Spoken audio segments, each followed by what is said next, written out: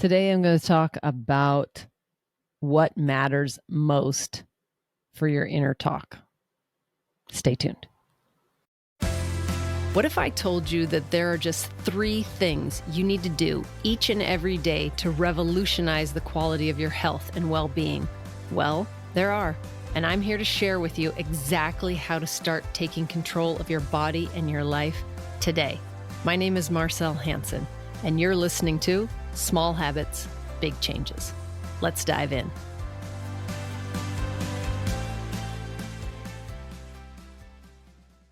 I know there's a lot of talk about self-talk, negative self-talk, and over the years, incantations and affirmations, and there's lots and lots of information out there about self-talk. The truth is, the language that you use to talk to yourself is very important. The language that you use to communicate with others about yourself and your preferences is vital. Language matters. The words you use matter, and they do and can shape your blueprint and shape your routines as far as self-care. I have a couple examples. Now, I grew up eating chocolate and peanut butter, chocolate and mint, chocolate and chocolate. Not so much dark chocolate, but milk chocolate. And in my 20s, I really tapered that down. I isolated on a few processed sweets that I enjoyed, and I stuck with those, Reese's Peanut Butter Cups primarily. Now, in my 30s, when I decided to cut sugar out, and I went cold turkey actually on a holiday, on Halloween, it required a shift in not only acknowledgement for myself, but to let others know, because other people know you by habit as well. And if somebody knows that you've been eating such and such for years and years, when you come over to their house, they may have some to offer you. What will you say? Sometimes it's hard to say no, but it's easier to say a statement that is in alignment with your identity than it is to just refute an offer, and certainly easier than partaking in an offer. So this is what I've done, and if you want to try it on, let me know how it works for you. So listen to these 4 statements, and for those of you who aren't watching on YouTube, that you're just listening on a podcast channel, this may be more advantageous to you and your ability to isolate just the tone in my voice. 4 statements, doesn't matter what you're saying them about, but it's the love, hate, can't, don't. So I love chocolate. I hate chocolate. I can't have chocolate. I don't eat chocolate. Okay, now I say the latter. I don't eat chocolate. It doesn't matter in that moment whether I like it or don't like it. I have trained myself to not eat chocolate. At first, I said, I don't like chocolate. For years and years, I'd say, I don't like chocolate, which in the grand scheme of things is actually an accurate statement. People will be like, you're just lying to yourself. It's not actually true. If you take the short-term satisfaction of chocolate and the long-term dissatisfaction with it, I actually don't like chocolate. I don't like sugar. I don't like bread. I don't like pasta. I don't like condiments, but that's not what I say, because that can be a little contentious. And also, for many years of my life, it wasn't true. Now that I can look at things in a broader scope, those statements are true, but I choose to use an empowered statement, which is, I don't eat bread. I don't eat condiments. I'm not really a condiment girl. That's what I tend to say. I don't eat pasta. And I haven't had pasta in forever, because the benefits of it for me, I'm not saying that you should not eat pasta or you should not eat bread, but you should look into what it is that works for your body. And if you don't feel good after, then that's something to consider reducing. Just a thought. But I want to reiterate, the language you use is really important. So when people offer me a slice of bread or a piece of chocolate or whatever, I just say, I don't eat chocolate. Yesterday, someone offered me a bottled water, and I could have just said no or no, thank you. But I want to establish a baseline to where I don't always have to refute it, that it just becomes more habitual. And I say, I don't drink bottled water, which is true. I don't drink water out of plastic bottles. And I don't really think of it in the moment per se, but probably 4 people heard me say that. And someone may think that's pretentious and someone may think that's, I don't know. And I don't really care because I'm not looking to make friends with my statements. I'm looking to preserve my welfare. And it's not at the cost of someone else. So it's not, it shouldn't be an issue. Yet someone else may think to themselves, I actually don't like drinking water out of plastic bottles either. So I'll be like, maybe they will adopt a statement that is an affirmative statement of preference, but stated in such a matter of fact way. It's not about arrogance or, again, pretension. It is about stating a preference. So we want to express out into the world what we want and what's in alignment with what's best for us. But only you can decide these statements. They're not something that you could just adopt from me because they wouldn't bear truth. And if your perspective, when you look at, let's say, chocolate, for instance, because lots of people love chocolate and lots of people partake in chocolate and lots of people have negative adverse effects from chocolate and they still partake in it. And that's my point. Can you draw enough awareness to know what works for you, and then to first choose the language that works for you to say to yourself, and then also the language that you use to express to the world. So you're in congruency. I really think omission is not an option here, to just be like, I pass, because to me it feels incongruent. The words you choose will affect what you do, how you act, and how you continue to think. If I say, I love chocolate, but I better not, I'm telling myself a conflicting message. One, our brain wants to go towards pleasure or away from pain, right? So if I can't express or summons up enough pain associated with chocolate, which I don't know if I really can, it's not that big of a deal, then saying, I love it, but I'll pass seems very counterintuitive. If you love something, you partake in it. And so there's probably lots of people listening going, yeah, I love it. That's why I eat it. But do you love it?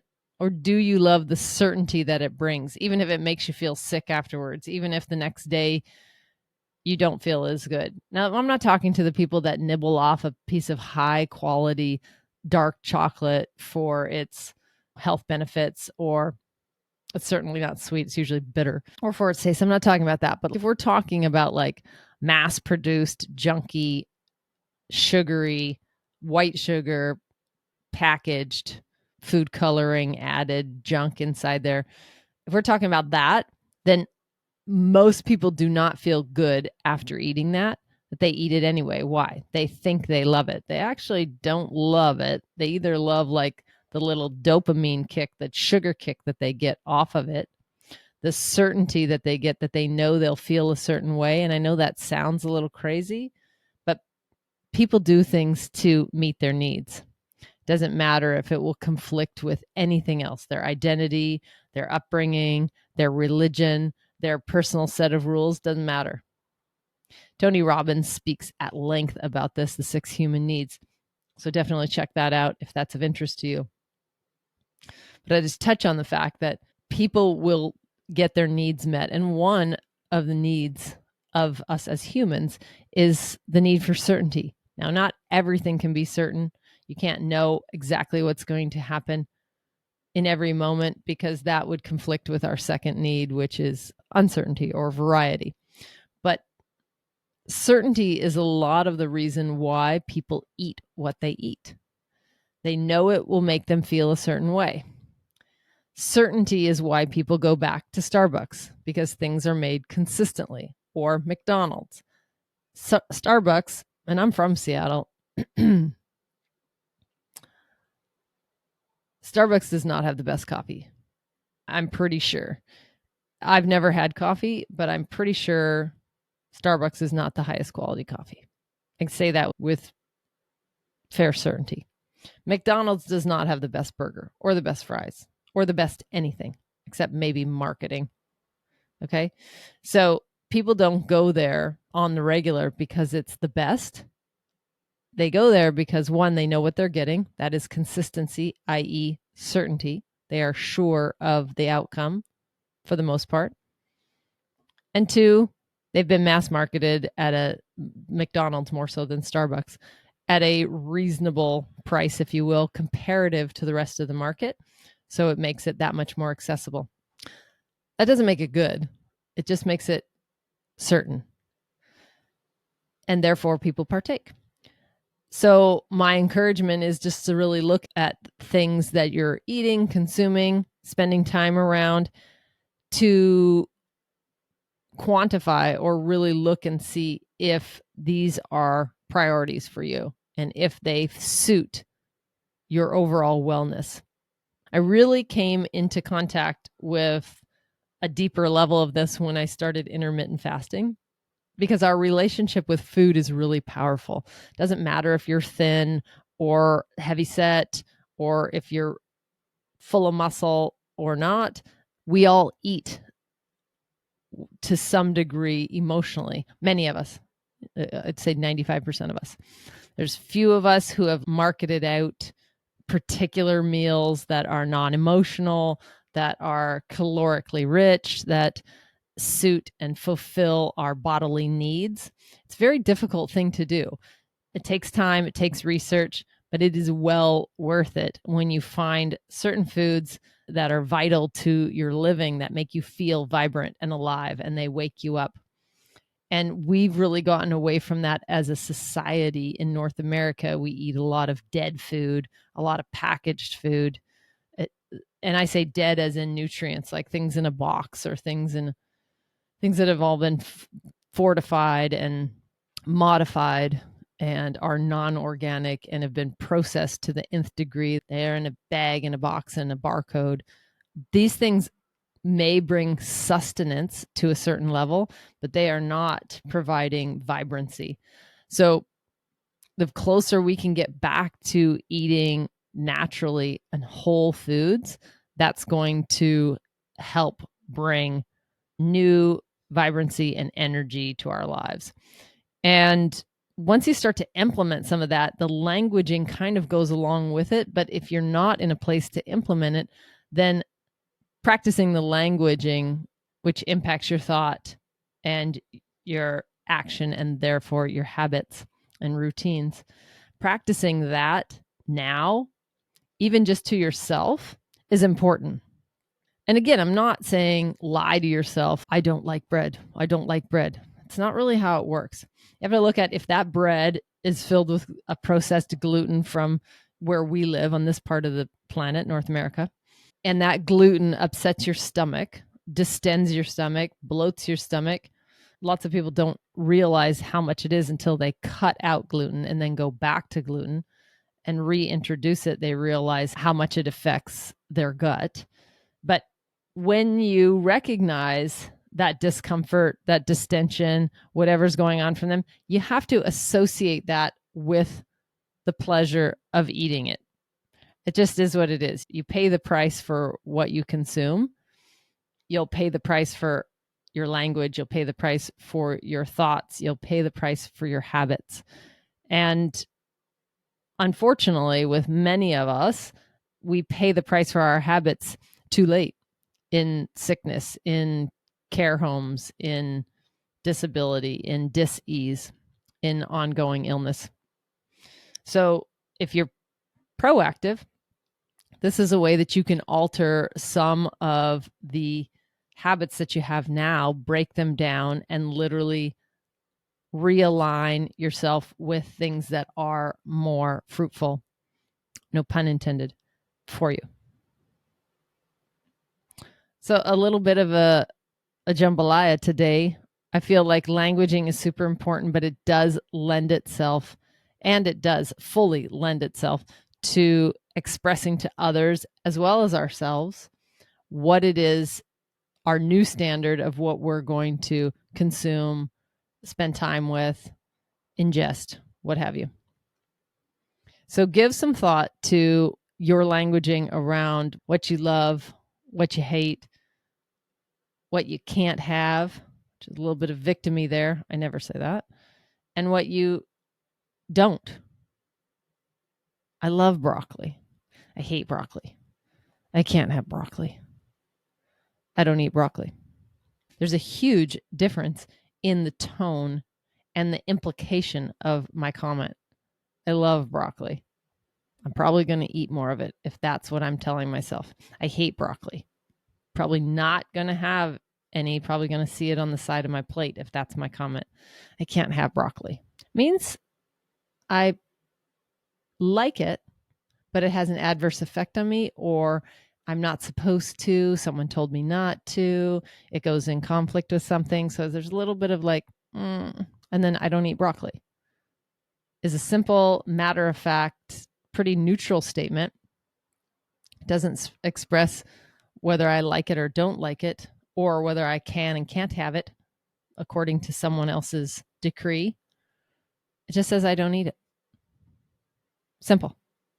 I do eat broccoli, but I don't eat a lot of it as of late for a certain reason.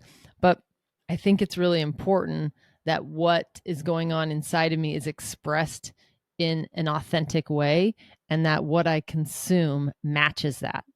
So if I say I don't eat chocolate, and then you see me eating chocolate on a regular basis, that doesn't make any sense. That won't happen, by the way, because I don't eat chocolate. And I say these statements as a general rule. If I felt like having a piece of dark chocolate, I totally would have it. If it didn't have sugar in it, if it didn't have, even just for lots of different reasons, I'd be looking for certain things, but it'd have to be a very high quality chocolate, dark chocolate, without any coconut sugar or without any sugar in it. And those, you have to go seeking those out. I'm not going to stumble upon them in the grocery store aisle. Those are usually sugar laden. But if I wanted one in that moment, I would have a bite.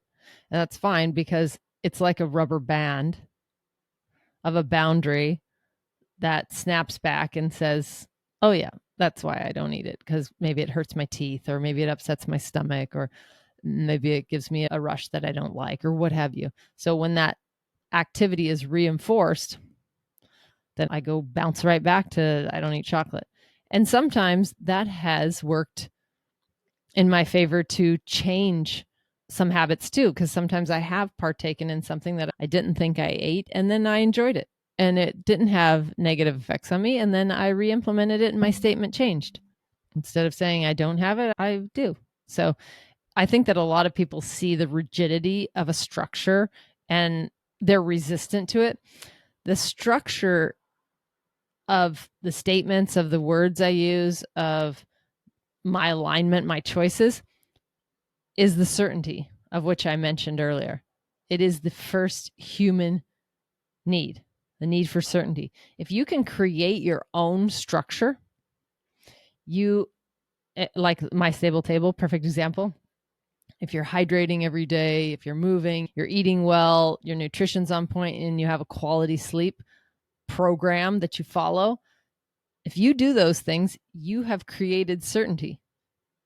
Nobody can take that away from you.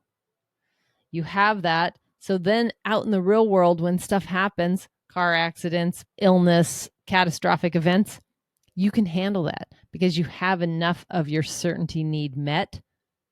And that variety or uncertainty out in the world will actually be meeting a need as well. And they'll be balanced. Like, it's an interesting thing that people are averse to structure and discipline and schedule when it is essential. The issue is you're not probably in control of your schedule if you feel too scheduled. If you want more spontaneity, if you want more adventure, it's probably because you don't have enough in comparison to what you have structured. So structure the things that support you in your self-care, and then everything else can be more spontaneous. Everything else can have more variety to it. Say, this is the things that I do. I'm hydrated every day. I drink half my body weight in ounces. I'm moving every day, so I'm keeping good on my circulation, and for my bone strength, so many things. Mental health, I'm eating well. I eat most of my meals at home, if not all. And then I'm sleeping. I get to bed at 9 o'clock. I get good restorative sleep, etc., etc.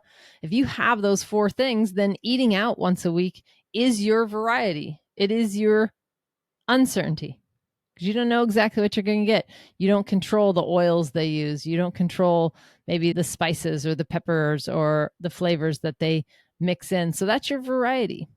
But if you're eating out all the time, you have an extensive amount of variety, you're probably going to not have enough certainty. Okay? So if that makes sense. If you have any questions about it, certainly you can check out Tony Robbins' 6 Human Needs. You can join our growing wellness community. It's by texting the word yes to 206-483-2960. Or you can leave a comment below if that's available for you. If any of this is interesting or it sparked a thought in you, please feel free to share it with a loved one or a friend who also might find benefit in it. Altruistically, I just want everyone to live a better, more fulfilled, longer life. And I think you're fully capable of doing that, as I am. And I hope you do. Until next time, be awesome. Thank you so much for listening today. If you feel any part of this episode resonated with you, then please consider sharing it with a friend who may also find value in it. And remember to hit that subscribe button if you haven't already. And before you go, did you know we have a fantastic free text community? If you want more bite-sized health hacks and reminders delivered directly to your phone, absolutely free, then text keyword YES to 206-483-2960. Again, that's keyword YES to 206-483-2960. And we'll see you on the inside.